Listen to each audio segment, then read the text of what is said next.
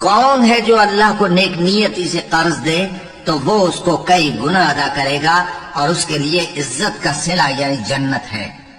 جس دن تم مومن مردوں اور مومن عورتوں کو دیکھو گے کہ ان کے ایمان کا نور ان کے آگے آگے اور داہنی طرف چل رہا ہے تو ان سے کہا جائے گا کہ تم کو بشارت ہو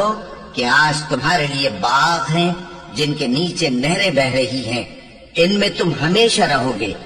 یہی بڑی کامیابی ہے۔ اس دن منافق مرد اور منافق عورتیں مومنوں سے کہیں گے کہ ہمارے لیے انتظار کرو کہ ہم بھی تمہارے نور سے روشنی حاصل کریں۔ ان سے کہا جائے گا کہ پیچھے کو لوٹ جاؤ،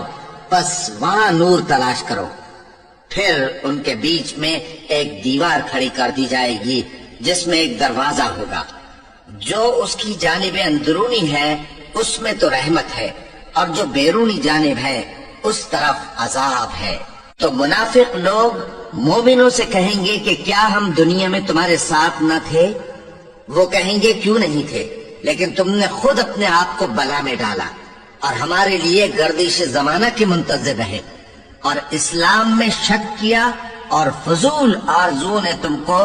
دھوکے میں ڈالے رکھا، یہاں تک کہ اللہ کا حکم آ پہنچا اور اللہ کے بارے میں تم کو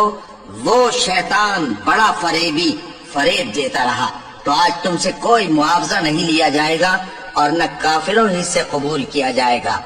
تم سب کا ٹھکانہ دوزخ ہے کہ وہی تمہارے لائق ہے اور وہ